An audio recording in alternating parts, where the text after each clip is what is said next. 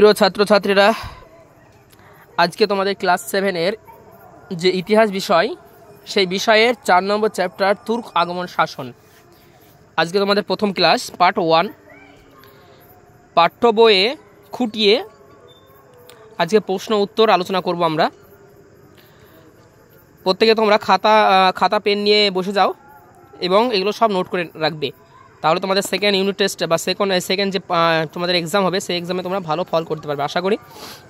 চলো ভিডিওটা বেশি দেরি না করে ভিডিওটা শর্টকাট আমরা শুরু করি। ফার্স্ট কোশ্চেন আজকের, মোহাম্মদ ঘুরি কবে মারা যান? উত্তর 1206 খ্রিস্টাব্দে মোহাম্মদ ঘুরি মারা যান। দ্বিতীয় কোশ্চেন, মোহাম্মদ ঘুরি মারা যাওয়ার পর তার অঞ্চলগুলি তার কজন অনুচারীর মধ্যে ভাগ হয়ে যায় এবং তাদের নাম লেখো। উত্তর জেনে নাও, 4 জন অনুচর তার ছিল। মোহাম্মদ ঘুরি কতজন অনুচর ছিল? 4 জন অনুচর ছিলেন। প্রথম জন হচ্ছে তাজউদ্দিন ইয়ালদুজ, তিনি গজনির অধিকার পান। মোহাম্মদ ঘুরি তাকে গজনির অধিকার দেন। 2 নম্বর নাসিরউদ্দিন কুবাচা, তিনি মুলতান এবং উছের শাসক হন। 3 নম্বর বখতিয়ার খিলজি, যাকে বাংলাদেশের শাসক তিনি করে দেন। এবং 4 নম্বর কুতুবউদ্দিন আইবক, তাকে দায়িত্ব দেওয়া হয় লাহোর ও দিল্লির শাসক হিসেবে। বোঝা গেল? 3 দাগের প্রশ্ন, সুলতান একটি কি?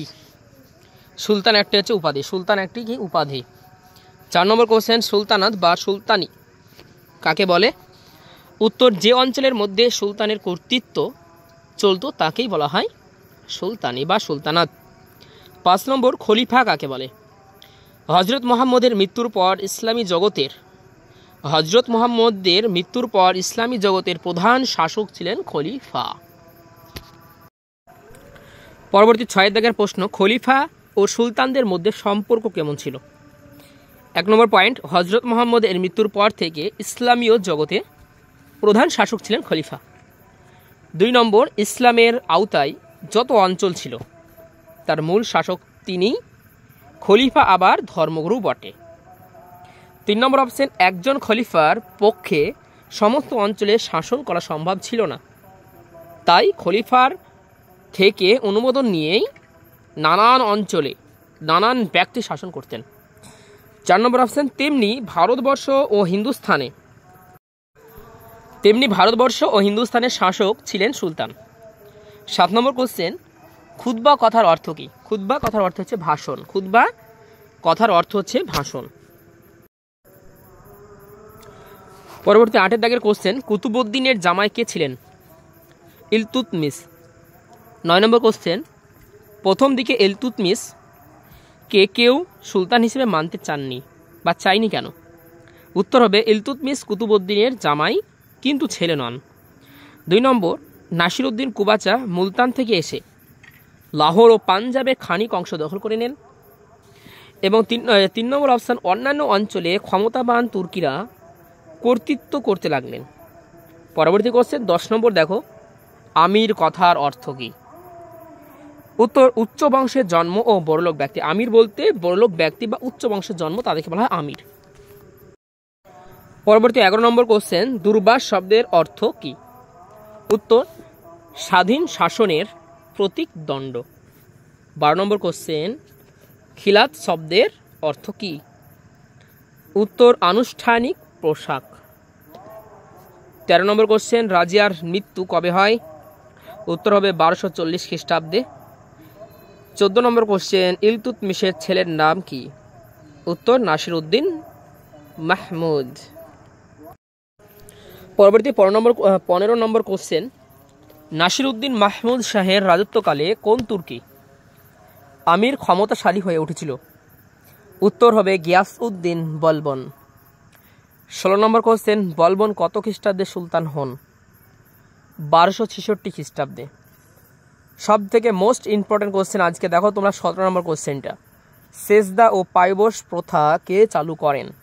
এই সেজদা ও পায়বশ প্রথাটা চালু করেন গিয়াসউদ্দিন বলবন। 18 নম্বর কোশ্চেন, তুর্কান ই চিহলগানি কথার অর্থ কি?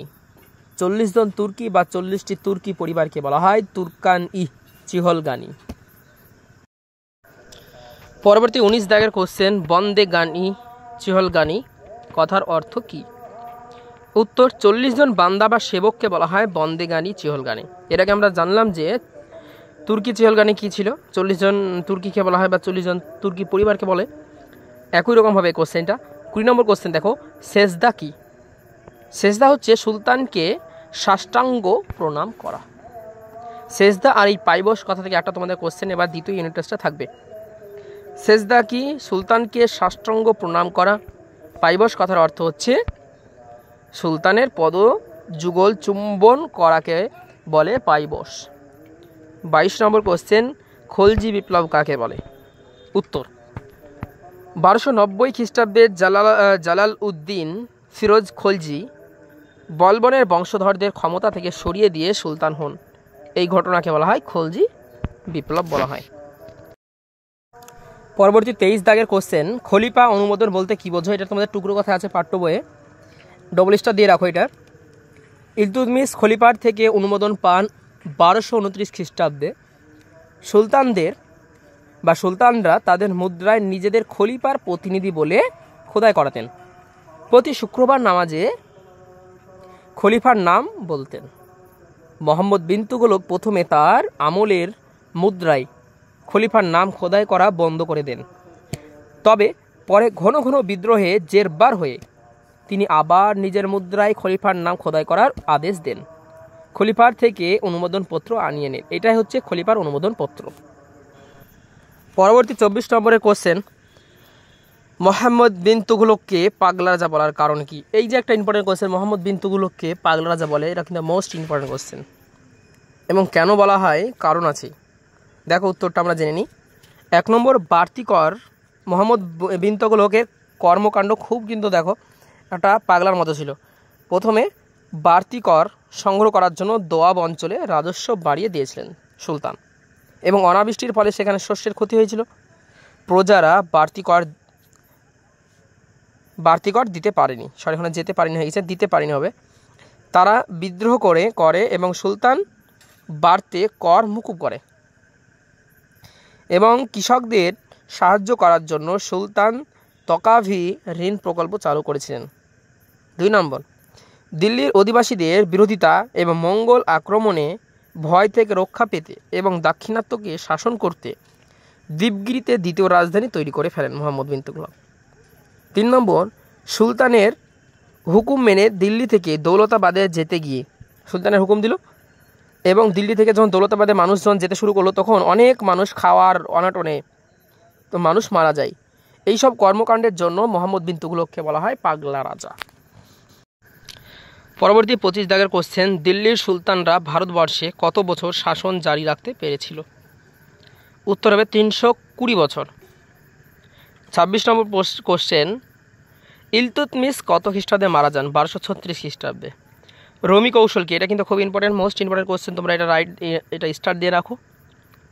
উত্তর, পানিপথের প্রথম যুদ্ধে বাবর তুর্কিদের থেকে শেখা এক ধরনের কৌশল ব্যবহার করেছিলেন, একে বলা হয় রুমি কৌশল। মুঘলদের ঘোড়সওয়ার তীরন্দাজ বাহিনী ছিল খুব গুরুত্বপূর্ণ। পরবর্তী প্রশ্ন 28 নম্বর, লোদি বংশের প্রতিষ্ঠাতাকে? বহলল লোদি। পরবর্তী প্রশ্ন 29 নম্বর, লোদি বংশের শেষ সুলতানের নাম লেখো। ইব্রাহিম লোদি হবে, উত্তর হবে ইব্রাহিম লোদি। 30 নম্বর, দিল্লির কোন সুলতান জৌনপুর রাজ্য দিল্লির সুলতানের অন্তর্ভুক্ত করেন? বহলল লোদি। 31 নম্বর প্রশ্ন, সৈয়দ বংশের প্রতিষ্ঠাতাকে? খিজির খান। 32 নম্বর প্রশ্ন দেখে নাও, তুর্ক আফগান শাসক বলতে কি বোঝো? উত্তর, সৈয়দ ও লোদি শাসকরা ছিলেন আফগান, এর আগের শাসকরা ছিলেন তুর্কি। তাই দিল্লির সুলতানদের শাসনকে একসঙ্গে তুর্কি আফগান শাসন বলা হয়। 33 দাগের প্রশ্ন, দিল্লির সুলতানি শাসন ব্যবস্থা কটি বংশের সুলতান শাসন করেছিলেন? উত্তর, 5টি বংশের সুলতানরা শাসন করেছিলেন। যেমন 1 নম্বর হচ্ছে গোলাম বা দাস বংশ, এটি 1206 খ্রিস্টাব্দ থেকে 1290 খ্রিস্টাব্দ পর্যন্ত শাসন করেছিল তারা। এই গোলাম বংশের একজন সুলতানের নাম হচ্ছে কুতুবউদ্দিন আইবক, যিনি গোলাম বংশ প্রতিষ্ঠা করেন। খলজি বংশ 1290 থেকে 1320, জালালউদ্দিন খলজি এই বংশ করেন। তুগলক বংশ 1320 থেকে 1414 খ্রিস্টাব্দ পর্যন্ত। মোহাম্মদ বিন তুগলক একটা শাসক সুলতান ছিলেন। সৈয়দ বংশ 1414 থেকে 1415, এই সৈয়দ বংশের প্রতিষ্ঠাতা আছে খিজির খান। লোদি বংশ 1451 থেকে 1526 খ্রিস্টাব্দ পর্যন্ত শাসন করেছিলেন তারা। এই বংশের প্রতিষ্ঠাতা হচ্ছে বখলুল লোদি। আজকে সব থেকে ভিভিআই যেটা 3 স্টার আজকে দিয়ে রাখবে, এটা তোমরা মুখস্থ করবে, এটা পরীক্ষা আসার মতো। যে 34 নম্বর কোশ্চেন, টিকা লেখো পানিপথের প্রথম যুদ্ধ। উত্তর 1526 খ্রিস্টাব্দে পানিপথে বাবরের সঙ্গে ইব্রাহিম লোদির যুদ্ধ হয়। এই যুদ্ধে বাবর তুর্কিদের থেকে শেখা এক ধরনের কৌশল ব্যবহার করেছিলেন, একে বলা হয় রুমি কৌশল। একে বলা হয় কি? রুমি কৌশল। মুঘলদের ঘোড়সওয়ার তীরন্দাজ বাহিনী ছিল গুরুত্বপূর্ণ, তাছাড়াও তাদের গোলন্দাজ বাহিনীও ছিল। বাবরের সৈন্য সংখ্যা কিন্তু লোদিদের তুলনায় কম ছিল, কিন্তু বাবর ছিলেন যুদ্ধে পটু। যুদ্ধক্ষেত্রে ইব্রাহিম লোদির মৃত্যু হয় এবং দিল্লি ও আগ্রায় মুঘলদের শাসন প্রতিষ্ঠিত হয়। 35 নম্বর কোশ্চেন, ভারতের কোন সীমান্ত দিয়ে অভিযানকারীরা এসেছিলেন? ভারতের উত্তর পশ্চিম সীমান্ত দিয়ে। 36 নম্বর কোশ্চেন, পানিপথের প্রথম যুদ্ধ কত খ্রিস্টাব্দে হয়েছিল ও তাদের মধ্যে হয়েছিল, বা কাদের মধ্যে হয়েছিল? 1526 খ্রিস্টাব্দে বাবর ও ইব্রাহিম লোদির মধ্যে হয়েছে। 37 নম্বর কোশ্চেন, রুমি কৌশল যুদ্ধে কে ব্যবহার করেছিলেন? দিল্লি সুলতান বাবর। এটা হচ্ছে মুঘল সম্রাট বাবর প্রথম এটা শুরু করেন। আজকে এই পর্যন্তই। যদি ভিডিওটা ভালো লেগে থাকে অবশ্যই লাইক করবে এবং সাবস্ক্রাইব করে পাশে থাকো এর আগের ভিডিওগুলো পাওয়ার জন্য।